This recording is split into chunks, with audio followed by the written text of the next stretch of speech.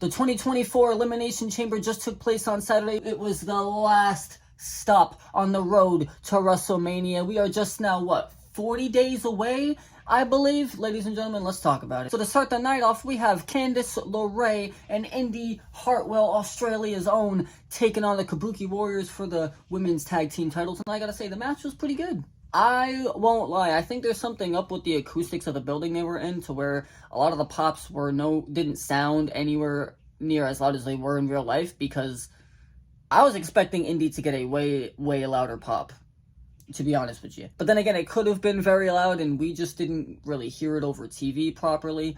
Not 100% sure. By the way, disclaimer, I watched the show at around 3 o'clock in the afternoon because I slept through the morning.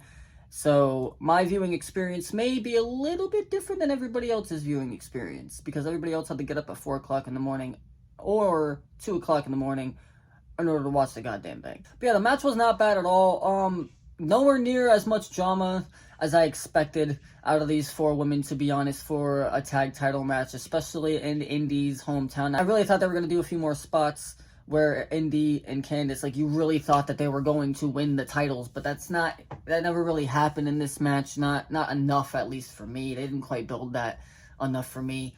I think if I had to rate it, I'd give it a clean 2.75, maybe a 3 out of 5. It was not bad by any means, but I know these four women can bring us a lot better. Not gonna lie, like I said, it wasn't a bad match, but I was slightly disappointed. I know these women can do a lot better, so I'm going to leave them a lot of room to improve, because I'm sure they'll have a match again at some point. And then we officially start off the night with the Women's Elimination Chamber match. Naomi was the first eliminated, which I did not expect, especially the way she got eliminated, and I'm pretty sure it was Tiffany who got the elimination. Now, it makes sense for Tiffany to get that kind of elimination over somebody. I just wasn't expecting it to be over Naomi, of all people, seeing as though she's making her comeback. I expected the first to be eliminated to be Raquel, to be honest. But nonetheless, Naomi is the first eliminated by Tiffany Stratton, who had an amazing showing in this match. Tiffany is clearly going to be the star of the women's division for the next coming years, right behind Rhea, Jade, Bianca. Tiffany's the star. She's young. She's got a hell of a lot of time to improve off of her already amazing foundation. I can't wait to see where her career takes her. I see a lot of people saying Money in the Bank for Tiffany in 2024. I still personally think it should go to Chelsea Green, but that's just me.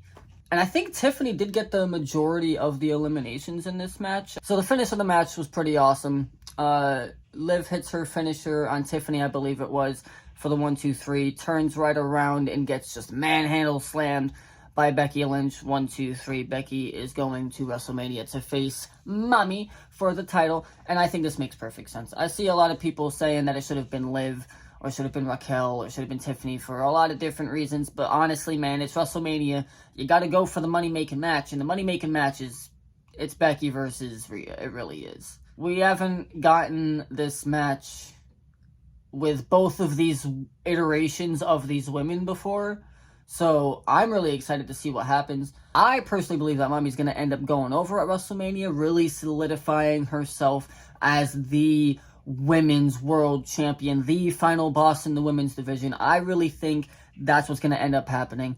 But Becky is the man, so you never know. But Tiffany really was the standout of that match. I'm not going to lie, I was popping for Tiffany. The crowd was clearly popping for Tiffany the entire night long, including in the men's match. Tiffy time chants in the men's match. Awesome, man, awesome. And then we'll go on to what was probably the most possibly convincing match of the night in terms of a possible title change or an unexpected win. The New Catch Republic, Tyler Bate and Pete Dunne taking on the Judgment Day.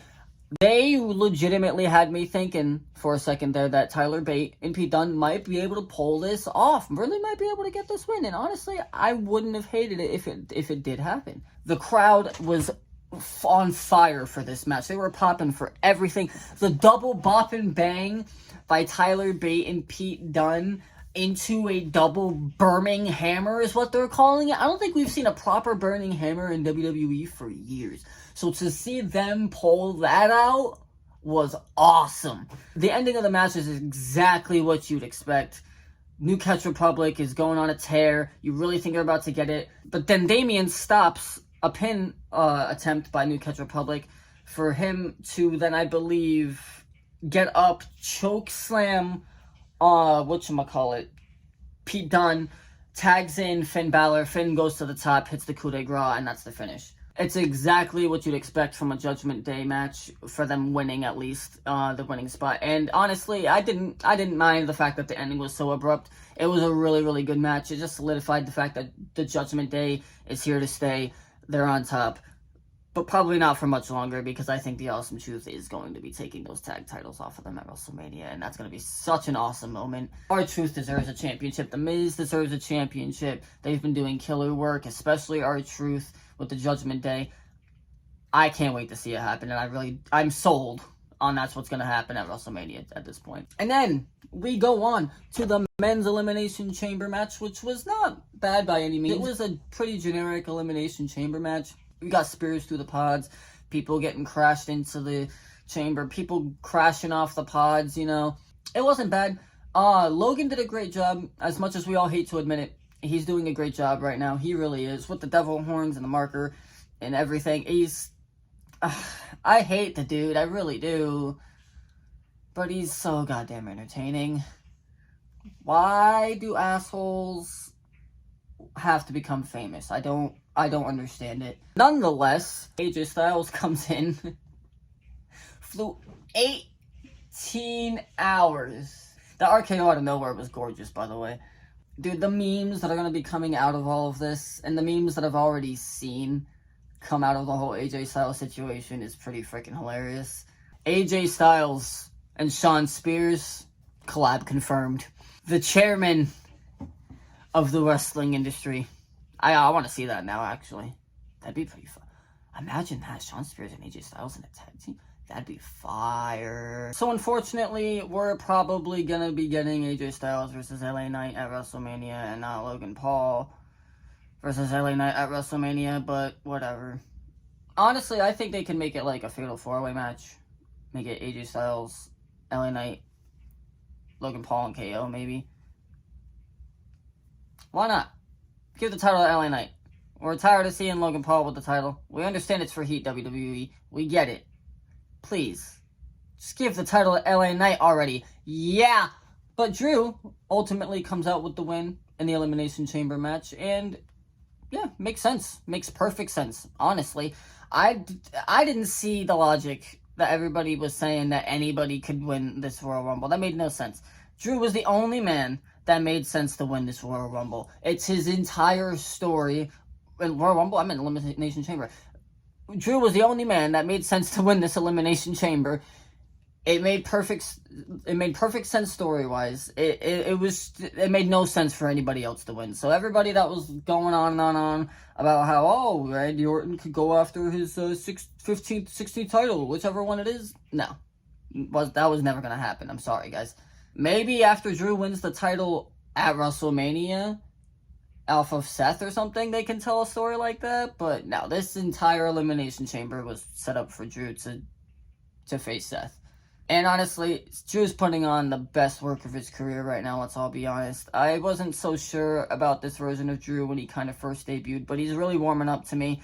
I really like it. It reminds me quite a bit of his Broken Dreams character when he first came into WWE. Just he has a lot more confidence. He knows who he is now, and it just works more, man. He is the chosen one again, but he's an incredibly cocky heel that takes what he can get. He takes what he can get. But he still calls himself the chosen one. He believes that this is his destiny. He believes that he needs to carry that title to bring respect back to not only his name, but to his family. And honestly, I think everybody can kind of understand that at a certain human level, even not necessarily thinking about a heel in a wrestling story. You know what I mean? And that's one thing Triple H has been doing a great job at, is making understandable, reasonable heels that have a motivation that makes sense. And that was why it made perfect sense for Drew to win this Elimination Chamber. Was it a little bit too telegraphed? Yes. But let's get to the main event before we start talking about that, shall we? Nia Jax versus Mommy. I'm not gonna lie. That entrance, super underwhelming. They should have given her way more pyro. They should have, I don't know, man. Like, how are you going to give Cody all this pyro? And then Mommy's going to come out for her homecoming entrance? And I don't know, man. I was underwhelmed by the entrance. Anyways, Nia basically squashed Rhea the entire match, all the way up until the end, where Rhea was able to muscle Nia up for the Riptide. Pretty generic babyface, smaller person type of match. Nothing to write home about, honestly, at all. I wasn't really blown away by this match. The spot of Nia basically falling onto Rhea off of the chair on the announce table was pretty fucking funny. Other than that, the Riptide was good. The main event was okay. I love Rhea. Nia's okay. We all knew exactly what was going to happen in this match. It wasn't bad. It's just, I don't know, it didn't really captivate me. It wasn't bad, though, by any means. I just realized that I wasn't star rating all the matches throughout the entire review. So let me just do a real quick speed run through. I'm barely going to think about it. Ready? Women's tag match. What did I give it? 2.75. Women's Elimination Chamber.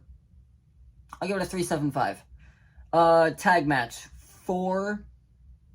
Yeah, 4.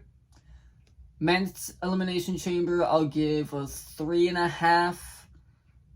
And Rhea versus Nia, I'll give a 3.